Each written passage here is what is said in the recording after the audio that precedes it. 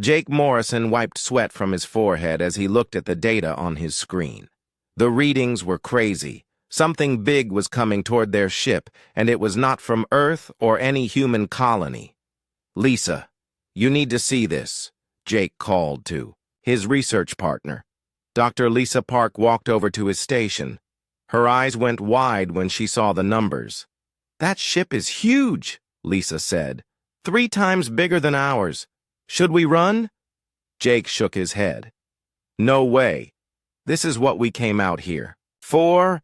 First contact with aliens. This is the biggest thing that will ever happen to humans." The captain's voice came over the speakers. "All crew to stations. We have an unknown vessel approaching. They are trying to talk to us." Jake ran to the main deck. Other crew members were already there, looking nervous. The big screen showed a ship that looked like it was made of crystal and metal. It was beautiful and scary at the same time. "They are sending a message," the communications officer said.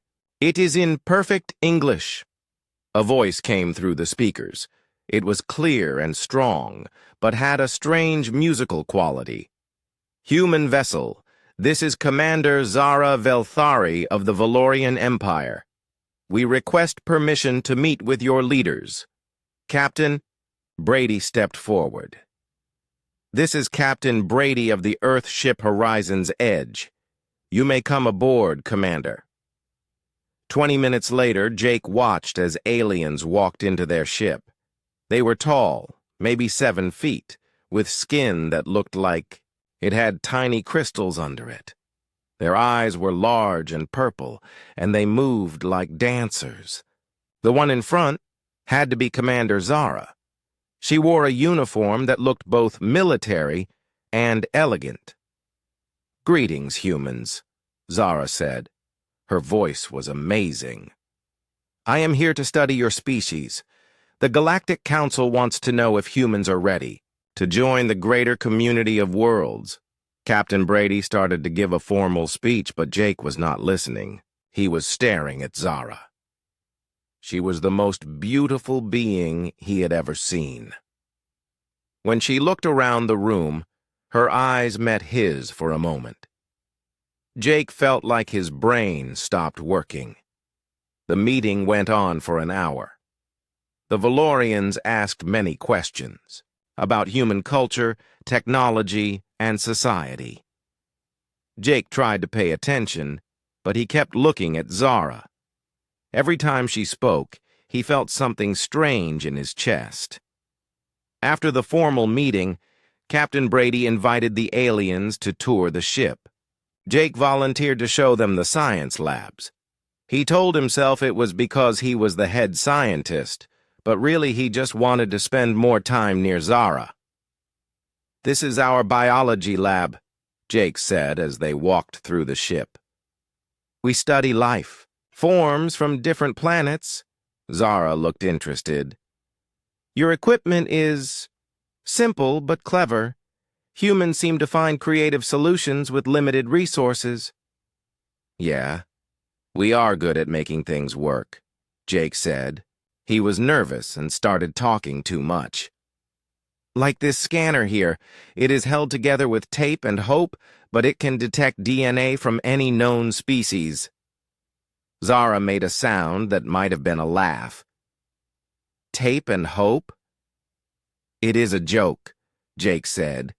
"Humans joke about everything, even when we are scared or confused." "Interesting," Zara said. "Valorians do not joke often. We are taught that humor shows lack of seriousness." "That is crazy," Jake said without thinking. Then he realized he might have been rude. Sorry, I did not mean to insult your culture." But Zara was looking at him with curiosity, not anger. "Why is it crazy?" Jake thought for a moment. "Because laughter makes everything better. When things are bad, humans tell jokes. When we are happy, we laugh. When we are nervous, like I am right now, we make stupid jokes to feel better."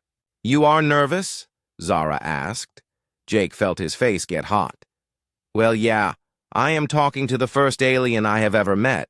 And you are... He stopped himself before he said something really embarrassing. I am what? Zara asked. Really smart, Jake said quickly. And your people are obviously very advanced. They continued the tour, and Jake found himself relaxing.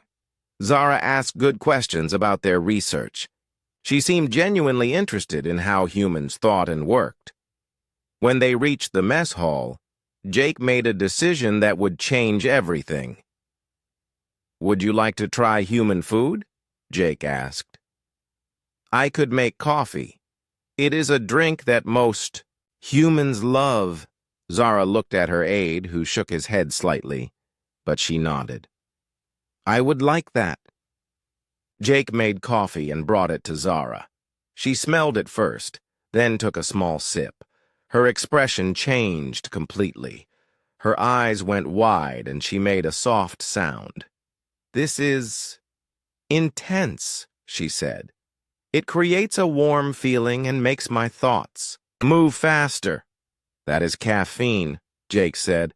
Humans are basically addicted to it. We drink it all day. All day? Zara looked shocked.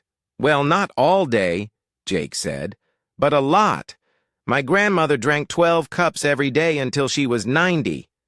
Your grandmother lived to 90 while drinking this stimulant? Zara asked. Yep. She said coffee was the secret to long life.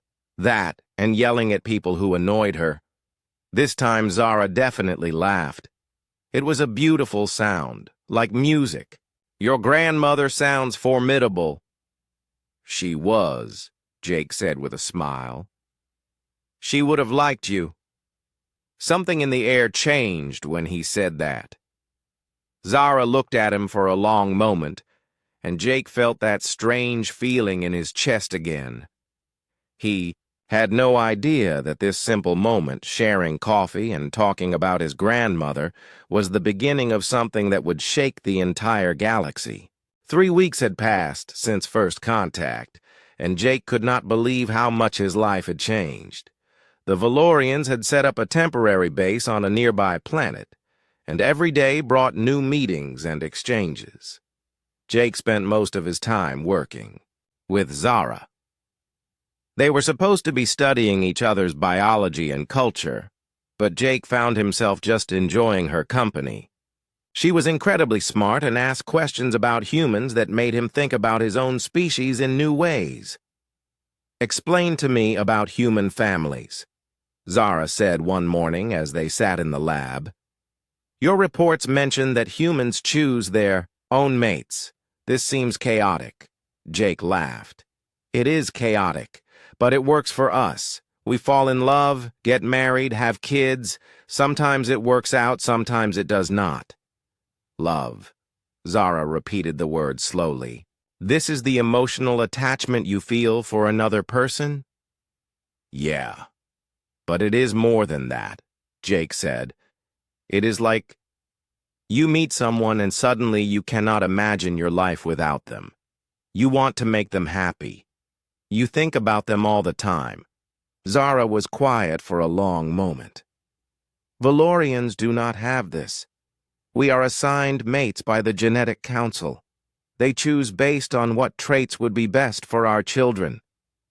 That sounds horrible, Jake said without thinking. Then he caught himself. Sorry, I did not mean... No, you are right, Zara said quietly. It is horrible.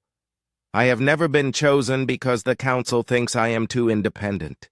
They say I would not raise children properly. Jake felt angry on her behalf. That is the stupidest thing I have ever heard. You are amazing. Any kid would be lucky to have you as a mom. Zara looked at him with surprise. You think I would be a good mother? Are you kidding? You are patient, smart, kind, and you actually listen when people talk. Most humans would kill for a mom like that. Something in Zara's expression changed. She looked down at her hands. On my world, no one has ever said such things to me. Jake wanted to comfort her, but he was not sure how. Instead, he changed the subject. Hey, want to hear some human music? It might help you understand how we express emotions.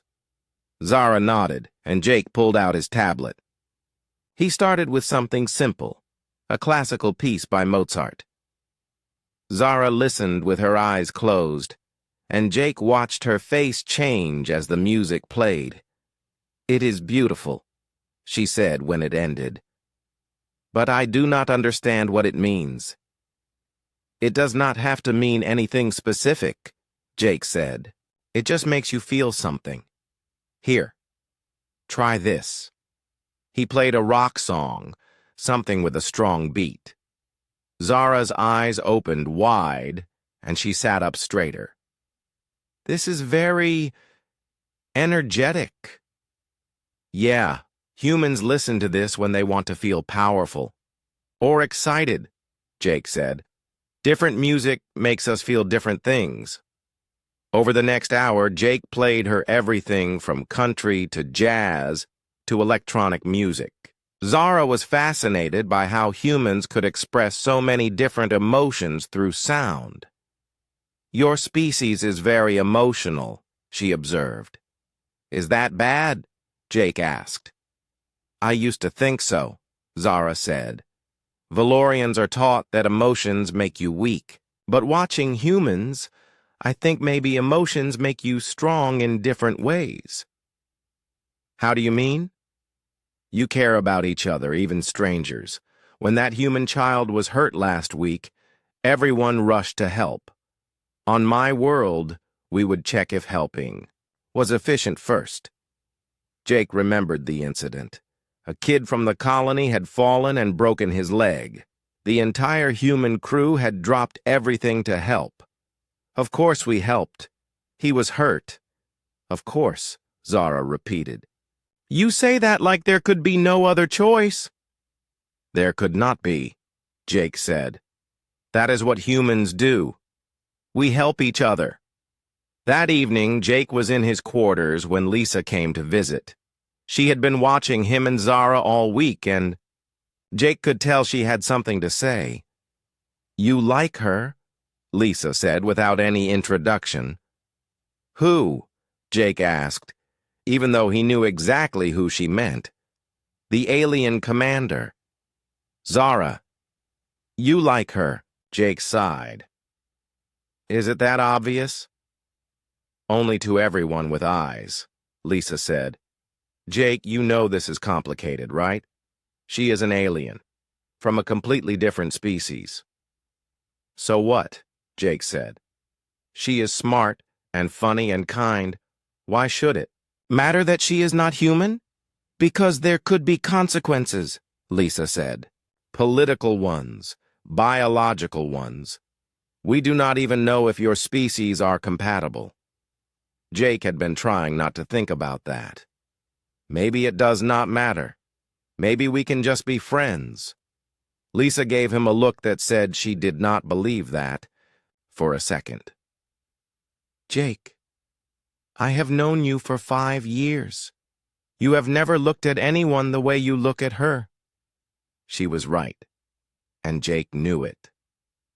He had dated human women before, but none of them had made him feel like this. When Zara smiled, his whole day got better. When she laughed at his jokes, he felt like he could do anything. The next day, Jake and Zara were exploring a cave system on the planet. They were supposed to be collecting samples, but they spent most of their time talking.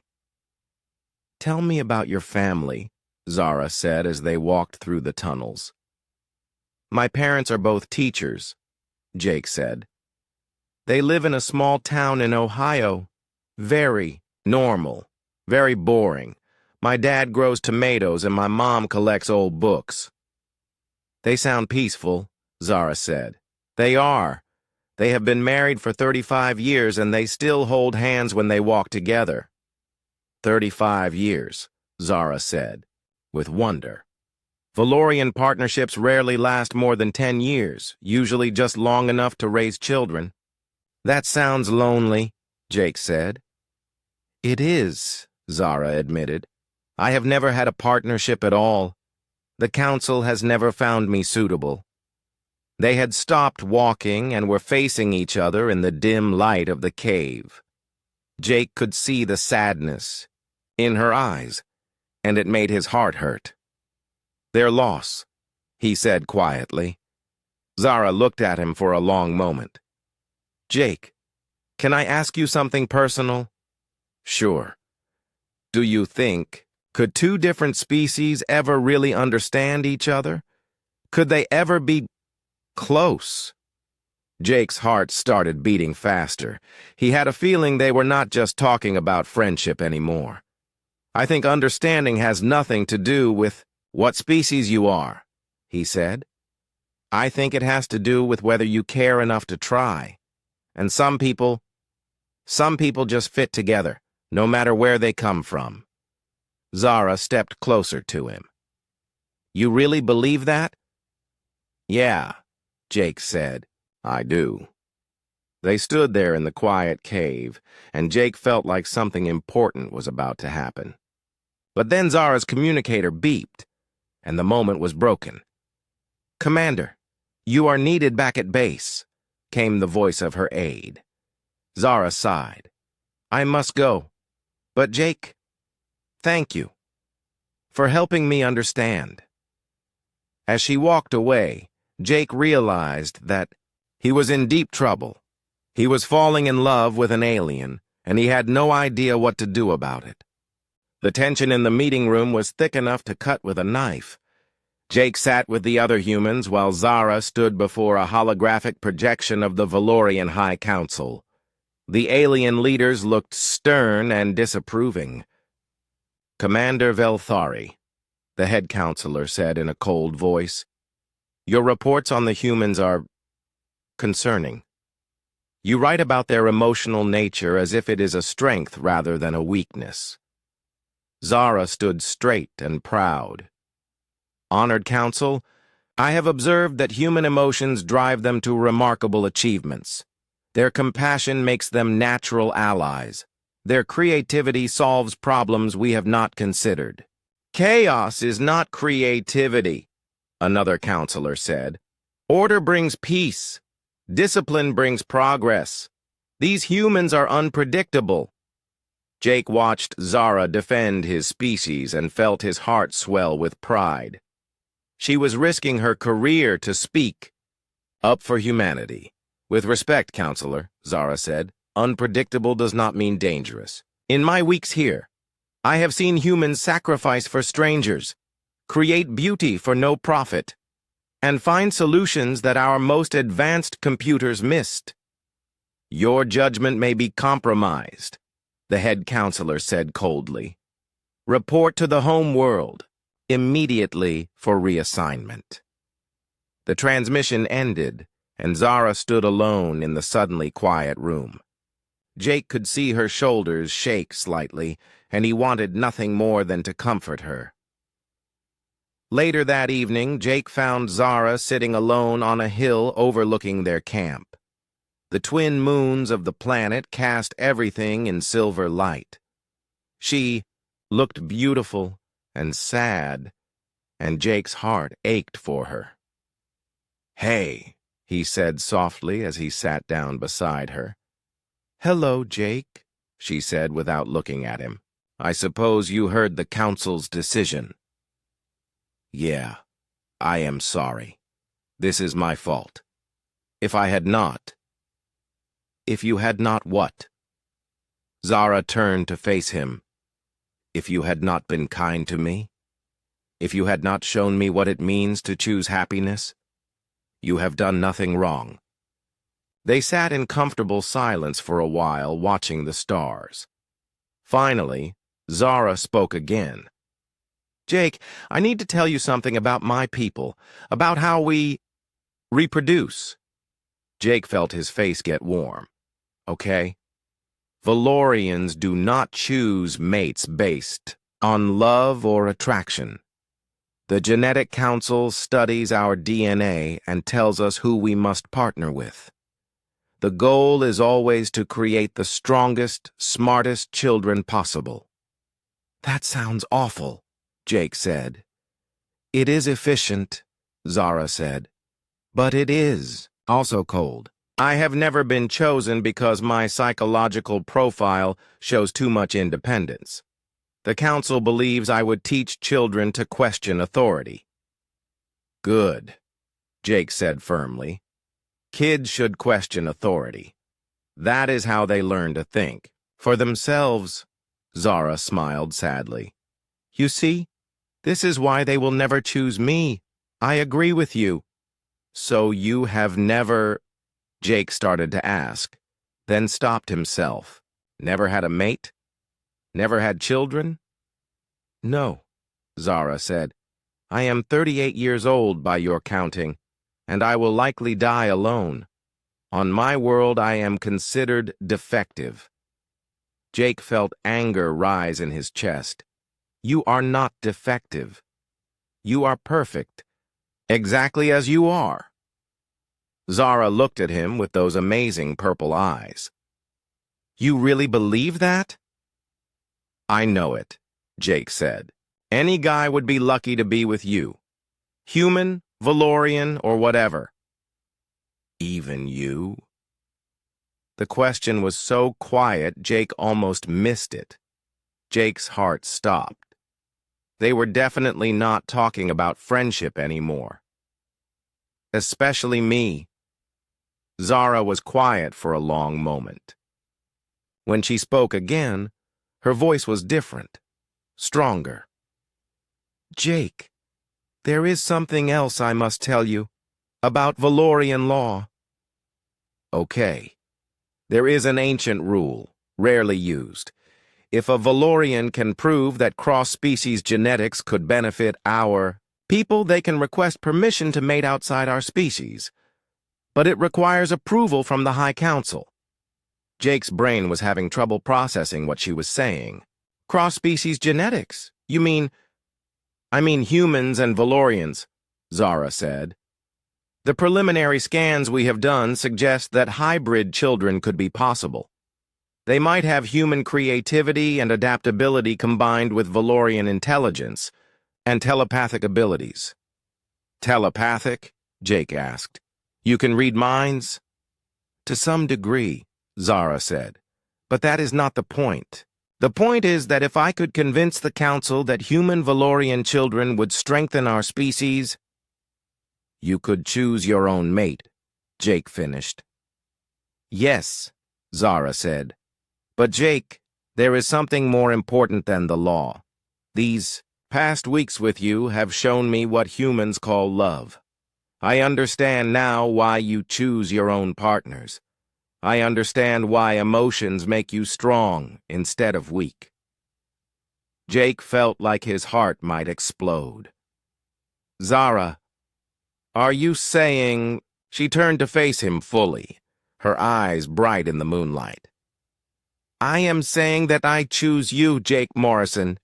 If you will have me, I want to experience what it means to love someone and be loved in return. I want to bear your children and raise them to be both human and Valorian. I want to spend my life with you. Jake stared at her, unable to speak. This beautiful, brilliant alien woman was asking him to be with her forever, to have a family with her, to change the course of both their species. But why me? He asked. I am just a regular guy. I am not special. Zara smiled, and it was like the sun coming up. You are special, Jake. You see the best in everyone. You make me laugh. You make me feel like I can be myself instead of what others want me to be. You showed me that love is not a weakness, but the greatest strength of all. Jake looked into her eyes and saw his future there. A future full of love and laughter and children who would bridge two worlds. A future he had never dared to imagine. Zara, he said quietly, look me in the eyes. She did, and he could see hope and fear and love all mixed together in her expression. Bear my offspring, human. she said with a small smile, echoing the formal Valorian mating request she had explained to him weeks ago. Jake grinned and took her hands in his. And damn, I say yes. The kiss that followed was soft and sweet and full of promise. When they broke apart, Zara was crying. "These are happy tears," she said quickly when she saw Jake's worried expression. "Humans cry when they are happy too, right?" "Yeah," Jake said, wiping away his own tears. "We do." They held each other under the twin moons, and Jake knew that nothing would ever be the same. They were about to face the biggest challenge of their lives, but they would face it together. "So what happens now?" Jake asked. "Now we convince two different species that love is stronger than fear," Zara said. "Now we show the galaxy that some things are worth fighting for." Jake kissed her forehead. "Bring it on." The news spread through both fleets like wildfire. Within hours of Jake and Zara announcing their intention to mate, everyone knew about it. The reactions were exactly what Jake had feared. Captain Brady called Jake to his office first thing in the morning. The older man looked tired and stressed. "Sit down, Jake," the captain said. "We need to talk." Jake had been expecting this conversation, but he still felt nervous. "Sir, I know what you are going to say." "Do you?" Captain Brady interrupted. "Do you understand that Earth Command is losing their minds right now? Do you know that 3 different admirals have called me in the last hour? Sir, They want to know if our xenobiologist has lost his mind.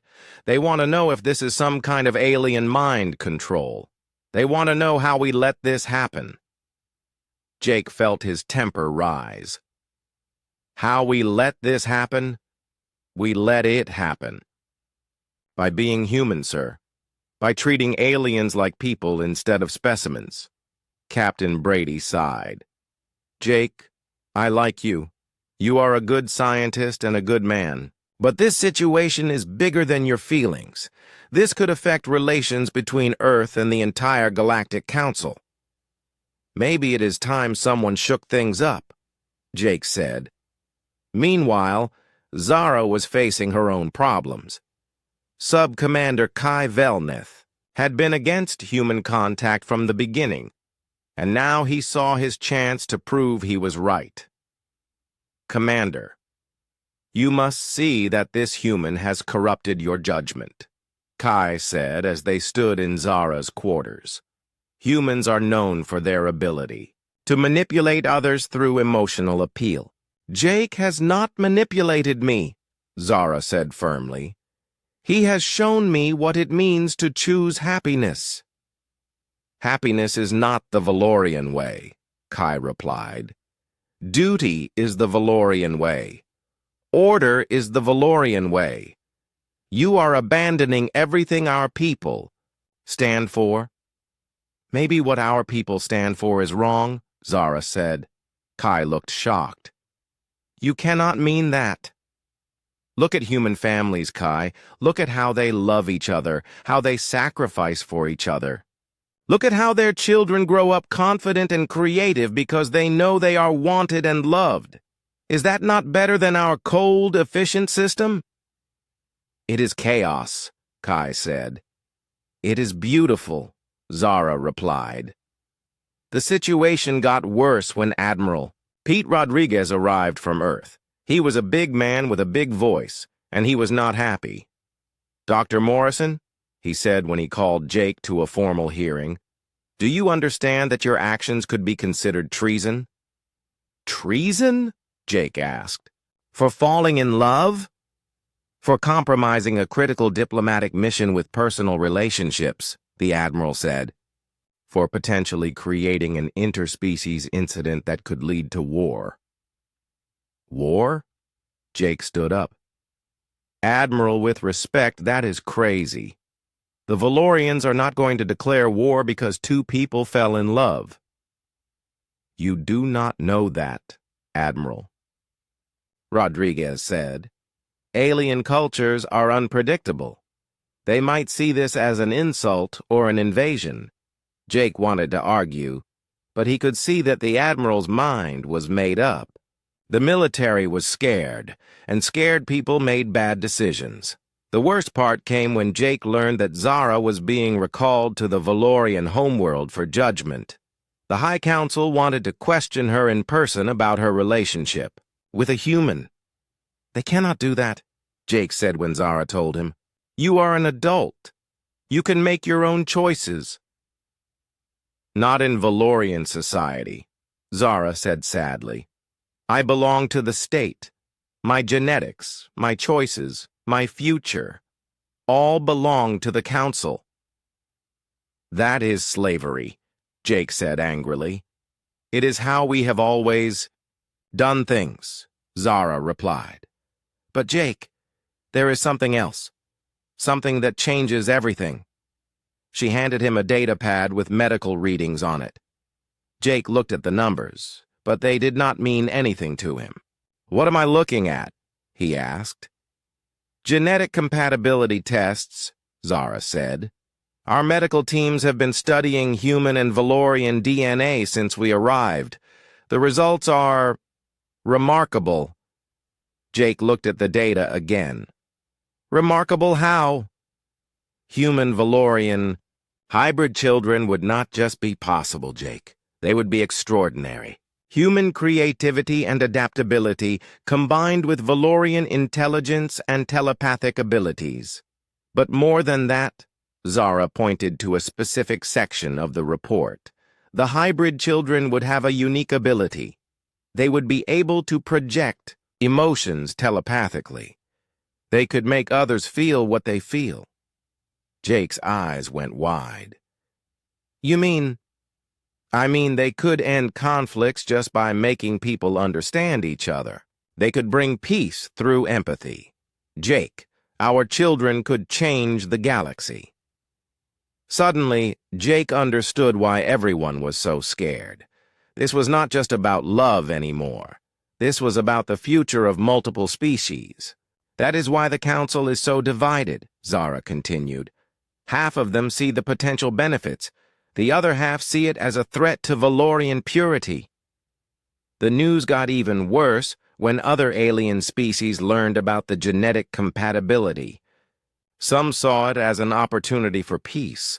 Others saw it as a human plot to infiltrate and control other species. Jake barely slept for the next 3 days. Meetings, hearings, and arguments filled his time. Everyone had an opinion about his relationship with Zara, and most of those opinions were negative. The breaking point came when Admiral Rodriguez gave him an ultimatum. Dr. Morrison, you have a choice. End this relationship and return to Earth, for reassignment, or face court-martial for conduct unbecoming an officer. Jake looked at the Admiral and made his decision. Sir, with all due respect, you can take your ultimatum and shove it. I am not ending my relationship with Zara. Then you are under arrest, the Admiral said. But Jake was not going to jail quietly. As security officers moved toward him, he made a run for it. He had to find Zara before they took her away. He found her at the shuttle pad, already preparing to leave for the Valorian homeworld. When she saw him running toward her, her face lit up with joy and worry. Jake, what are you doing here? You should not be seen with me. It will only make things worse for you. I do not care, Jake said, breathing hard from his run. Zara, I love you. I do not care what any council or admiral says. I choose you. Tears ran down Zara's face. I love you too, Jake, but they are taking me away. The council will decide my fate and yours too. Then I am coming with you, Jake said. You cannot. Humans are not allowed on the Valorian homeworld. Jake grinned. Watch me. As security forces from both species converged on the shuttle pad, Jake kissed Zara one more time. I will find a way to get to you. I promise. Jake Morrison, you are under arrest, Admiral Rodriguez called out as he approached with human soldiers. Commander Velthari, board the shuttle immediately, Kai ordered from the Valorian side. Jake and Zara looked at each other, knowing this might be the last time they would be together. The galaxy seemed determined to keep them apart, but Jake was not giving up without a fight. Jake sat in the detention cell for exactly 4 hours before he decided he had had enough. The human guards were good people, but they were not prepared for someone desperate enough to pick the lock with a hair clip he had hidden in his sock. Sorry, guys, Jake whispered as he slipped past the sleeping guards. But love makes you do crazy things. Getting to the shuttle bay was easy. Getting a shuttle was harder. Jake had to convince his friend Tony, who worked maintenance, to help him. Jake, this is insane, Tony said as he programmed the shuttle's navigation system. You are going to get us both court-martialed. Maybe, Jake said, but I cannot let Zara face that council alone. She defended humanity when no one else would. Now it is my turn to defend her. Even if you get to the Valorian homeworld, what then? You do not speak their language. You do not know their customs. They could throw you in prison or worse. Jake strapped himself into the pilot's seat. Then I guess I will learn their customs from prison. Tony, sometimes you have to do the right thing even when it is stupid. The flight to the Valorian homeworld took 3 days. Jake spent most of that time practicing what he would say to the High Council. He also studied everything he could find about Valorian law and culture. When Jake's shuttle appeared on Valorian sensors, it caused immediate panic. No human had ever been to their homeworld. The Valorian fleet surrounded his tiny shuttle within minutes. Unknown human vessel, you are in violation of Valorian space. Surrender immediately or be destroyed, came the warning over his radio. This is Dr. Jake Morrison from Earth, Jake replied. I request permission to speak at the trial of Commander Zara Velthari. I invoke the right of voice under Article 47 of the Valorian Legal Code.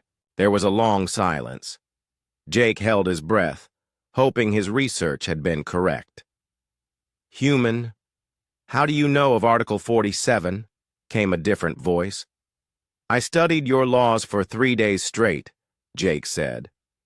Article 47 says that anyone affected by a council decision has the right to speak in their own defense or in defense of another. Zara's decision affects me directly, so I have the right to speak. Another long pause. Then, you will be escorted to the homeworld. Any hostile action will result in your immediate destruction. Understood, Jake said, and thank you. The Valorian homeworld was the most beautiful place Jake had ever seen. Cities of crystal and light stretched across continents of silver and blue. The architecture was impossible, with buildings that seemed to float in the air. They brought Jake to the council, chambers in restraints, but he did not care. He could see Zara in the defendant's area, and when their eyes met, she smiled for the first time in days. The High Council chamber was huge and intimidating. 12 Valorian leaders sat in floating chairs arranged in a circle. Their leader, High.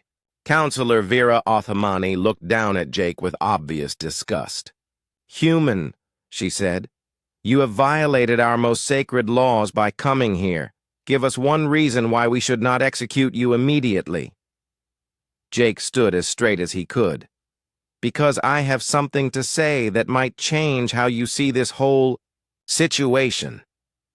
You presume to lecture the High Council? Another counselor asked. No, Jake said. I presume to offer you a human perspective on a problem that affects both our species. High Counselor Othamani waved her hand. Speak quickly, human. Our patience is limited. Jake took a deep breath. This was it. Everything depended on the next few minutes. Honored counselors, you think humans are chaotic and emotional. You think our way of choosing mates is primitive and inefficient. You are right. Murmurs of surprise rippled through the chamber. Zara looked worried. But you are also wrong. Jake continued. Yes, we are chaotic. Yes, we are emotional. But that chaos and emotion have made us survivors. We have conquered diseases, explored space, and built societies that last for thousands of years. You know why? Enlighten us, High Counselor Othmani said dryly.